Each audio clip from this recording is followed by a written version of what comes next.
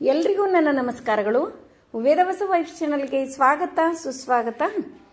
ಈಗ ನೋಡ್ಲಿಕ್ಕತ್ತದ್ದು ಇವತ್ತು ಅಮಾವಾಸ್ಯೆ ನಮ್ಮ ಮನೆ ಮುಂದಿನ ರಂಗೋಲಿ ರೀ. ಸ್ವಲ್ಪ ಲೇಟ್ ಆಗಿನೇ ವಿಡಿಯೋ ಮಾಡೀನಿ, ಬಟ್ ರಂಗೋಲಿ ವಿಡಿಯೋ ಮಾಡಲಿಕ್ಕೆ ಆಗಲಿಲ್ಲರಿ. ಯಾಕಂದ್ರೆ ಮೊನ್ನೆ 3-4 ದಿವಸ ನಾವು ಎಲ್ಲ ಊರಿಗೆಲ್ಲ ಹೋಗಿ ಬಂದಿದ್ದೀವ್ರಿ. ಮತ್ತು ಹಿಂಗಾಗಿ ಸ್ವಲ್ಪ ಟಯರ್ಡು ಮತ್ತು ಹುಡುಗರಿಗೆಲ್ಲ ಹುಷಾರಿರಲಿಲ್ಲ. ಹಿಂಗಾಗಿ ನಾನು ವಿಡಿಯೋ ಮಾಡೋ ಗೋಜಿಗೆ ಹೋಗ್ಲಿಲ್ಲರಿ. ಪೂಜೆ ಆದಮೇಲೆ ಒಮ್ಮೆ ಫ್ಲ್ಯಾಶ್ ಆಯ್ತು, ಅಪ್ಪ ಇವತ್ತು ವಿಡಿಯೋ ಬಿಡಬೇಕಲ್ಲ ಅಂಥೇಳಿ. ಹೀಗಾಗಿ ಪೂಜೆ ಆಗಿದ್ದು, ನೈವೇದ್ಯ ಆಗಿದ್ದು ಮತ್ತು ರಂಗೋಲಿ ಆಲ್ರೆಡಿ ಎಲ್ಲ ರೆಡಿಯಾಗಿದ್ದು ವಿಡಿಯೋನೇ ಹಾಕಿನ್ರಿ. ಇವತ್ತಿನ ಪೂಜಾ ಮತ್ತು ರಂಗೋಲಿ ಅಡಿಗೆನೂ ಸಿಂಪಲ್ಲಾಗೆ ಮಾಡಿದ್ದೀರಿ. ಯಾಕಂದ್ರೆ ಮತ್ತು ಅಕ್ಷತೃತೀಯ ದಿವಸ ಎಲ್ಲ ಅಡುಗೆನೂ ಮಾಡೋದಿರ್ತದ.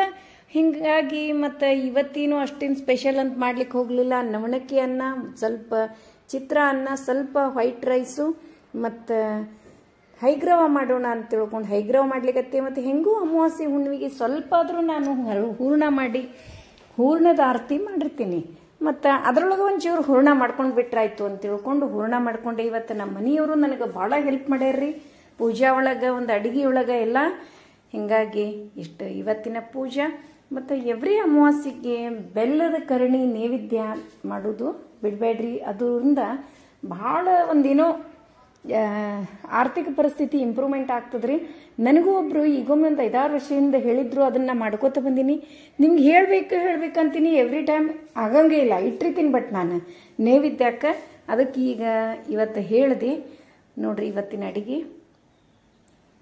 ಚಿತ್ರಾನ್ನ, ನವಣಕ್ಕಿ ಅನ್ನ ಮತ್ತು ಬಿಳಿ ಅನ್ನ, ಸಾರು, ತಿಳಿ ಸಾರು, ತೌವಿ ಅನ್ನ, ಹಂಗೆ ಹೈಗ್ರವ. ಇಷ್ಟೇ ರೀ, ಸಿಂಪಲ್ ಆದ ಅಡುಗೆ.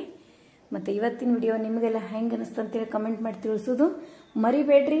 ಮತ್ತು ನಾಳೆ ನಾಡ್ದನೆ ಅಕ್ಷತೃತೀಯ ಅದ, ಅದ್ರ ಬಗ್ಗೆ ಏನಾದರೂ ಕ್ವಶನ್ಸ್ ಇದ್ದು ಅಂದ್ರೆ ಕಮೆಂಟ್ ಮಾಡಿರಿ. ನಾಳೆ ಲೈವ್ ಬಂದಾಗ ಎಲ್ಲರೂ ಡಿಸ್ಕಸ್ ಮಾಡೋಣಂತ್ರಿ. ಧನ್ಯವಾದಗಳು.